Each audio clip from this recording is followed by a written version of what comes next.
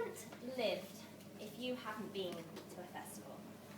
Now, that's a pretty bold statement, but one that I feel very strongly about, seeing as I went to Glastonbury for the first time this year.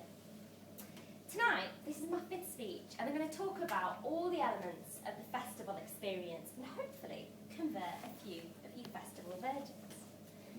Because I've been there, you're scared about your first time. Maybe even nervous, perhaps. You don't know how it's going to go. Before you know it, it seems like everybody else has done it apart from you. And they say, oh, it's great. But you're scared and you think, what if I don't like it? I'm talking about Glastonbury, of course. So yes, I decided to step into the festival world this year for the first time by going to Glastonbury.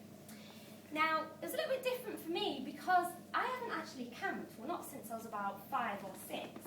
Now, for those of you who have camped or regularly camp, you'll find festivals a breeze, you'll find them quite easy, enjoyable and familiar. If you're like me and you haven't camped for the best part of 21 years, you're slightly more apprehensive about it as part of the overall festival experience. But Kerry, I'm sure you're thinking, why is camping such a big deal? Why is it so important as part of the festival experience? Well, for me, it all started with how much you had to carry. I don't drive, so instead of just chucking everything in the boot, I had to carry it all on my back, on the train, and go down to Nottingham where my friend was going to drive us there the next day.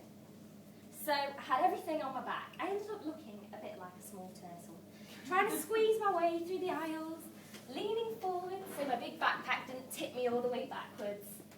But we got there. We got there in the end. Now, when you go to Glastonbury, the first thing you see is a sea of tents. You can't move for tents. So you're actually stepping over the guy ropes. It's like you're in an action movie trying to step and trying to reach so you don't trip. We got there and it was torrential rain. We queued for 4 hours in the torrential rain, up a muddy hill, soaking wet, needing the toilet, being hungry and feeling quite cold. So we pitched up the tent and it was then I sat inside and it was then I got pre-festival nerves, which I'm told is quite common. I thought, what if I don't like it? I'm scared. I'm trapped here for 5 days. But then I thought, you know what, Kerry? Just enjoy it. You're here, you spent all this money, just enjoy it, just embrace it. So that's what I decided to do. I soldiered on. So, because we've had all the rain, then came the mud. And not just a bit of mud. I want you to imagine 177,000 people all walking through the same bit of mud. There was a lot of it. There was that much mud that we actually categorised the mud. There was sloppy mud, there was sticky mud, there was quicksand mud. There was so much mud that if you've got any mud in your back garden, let me know and I'll categorise it. But thankfully, I didn't get stuck in the mud.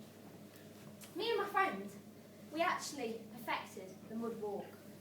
Holding onto a hand, I was lifting up my feet in a rhythmical manner, like so, making sure I didn't get stuck. I thought, hey, you know what? Mud is just part of the festival experience. You've just got to embrace it, embrace the mud. Even if there's some idiot who can't do the mud walk, decides to walk towards you, sloshing through sloppy mud, and decides to cake you completely in mud, which is what happened to me. So, I digress. The other thing that other people probably have spoken to you about when they talk about festivals are the toilets. Now, you'll be pleased to know, I'm not going to go into the gory details of a festival toilet, except to say that when you reach a festival toilet for the first time, you have to reach a whole new tolerance level. And when you get home, you appreciate bathrooms and toilets like never before. You think to yourself, now that is a beautiful toilet. Believe it or not, you do. But the greatest thing to me about Glastonbury is that anything goes. Really, anything goes. Anything. That was the greatest thing to me. You can just be walking along, walking past the tent, have you just tuck your head in, and see a man with a horse's head on, dancing away. Next to a girl, covered in glitter, dancing away with glow sticks. And that's completely normal. You can see loads of policemen with huge, crazy sunglasses on, bopping their way through the campsite, and that's completely normal. You can take a walk down the dark alleys of the themed world called Shangri-La and meet a stranger who comes up to you with a big plastic syringe and wants to give you a shot of tequila, and that's completely normal.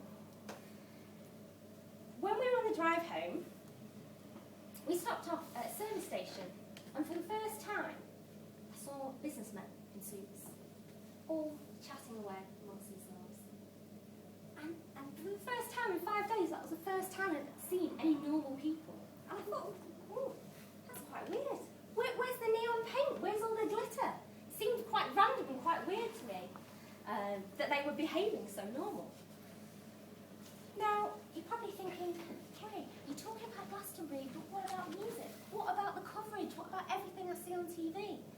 And I'd say yes, that is a part of Glastonbury. It's a great part of Glastonbury, but to me, the festival experience is about all those other things, sharing the experience with your friends.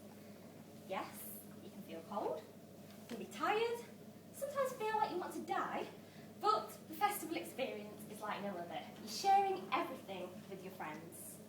This is my wristband.